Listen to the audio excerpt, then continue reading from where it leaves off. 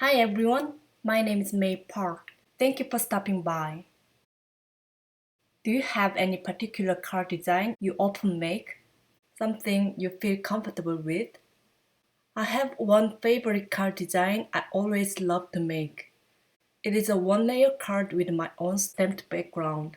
Especially, I love using small stamps to create my own stamped background. You can mix images from different stamp sets, or you can add some dimension using a basic masking technique to overlap your images. You can go one step further by adding some layers after creating your stamped background. In this video, I'll be showing you guys how to create an encouragement card with a floral stamped background. I'm using this photo from the Alternate September Inspiration Challenge as a starting point to make today's card. I took this photo in my craft room to use in my card making book. I will talk more about my book at the end of this video, so please stay tuned. I will take the color combo yellow, blue, and red and circle elements from the photo to create my background. I already went through my stash to find stamp sets including small flower images and tiny dots. Here I have my practice pieces. I just wanted to test out the additional colors to support my three main colors. I even added some doodling with a white pen to see if I like. I'm starting out by trimming my white cardstock into 4¼ inch by 5½ inch using Timo's paper trimmer. You can directly stamp your images on an A2 size folding card if you want to, but I'll be stamping the images on this panel and mount it on A2 size top folding card later. Here I have a 2-inch circle die and post-it note. To create a mask, I'll be running the circle die through my Cutterbox die cut machine. If you don't have a circle die, you can trace the circle line around the bottom of your washi tape and cut it out with scissors. I'll be using a negative die cut as a guide for my sentiment. I'm pulling out the sentiment from the alternate floral sprig stamp set and I'm stamping it with alternate jet black ink. These days, I'm trying not to use baby wipes to clean my stamps because they are not environment friendly. Instead, I'm using an absorbent towel, which is a reusable cleaning cloth. Before I move on to the next step, I'm masking off the sentiment with a circle die cut. Then I'm going to stamp mini flower images from the vintage flower stamp set. When you stamp your images to create a random background, it is always good to stamp in decreasing order of your image size. That way, you can balance your placement better. If you stamp each image with odd numbers, it also helps you create pleasing design to the eye.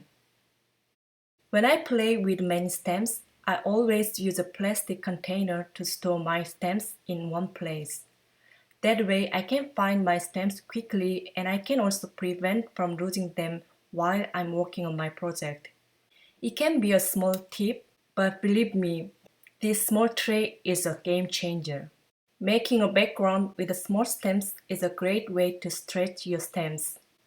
Depending on what images you stamp and what colors you use, you can create many different looks.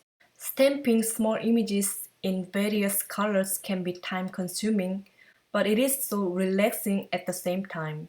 Now I'm gonna turn on some music and speed up the stamping process.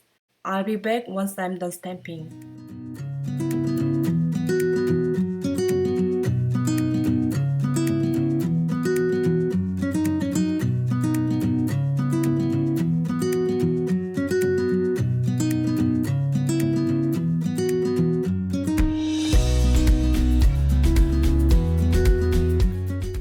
After filling in the gap with the tiny dots, I'm going to mount my stamped panel on an A2 size top folding card using double-sided tape. Then I hit emboss my sentiment.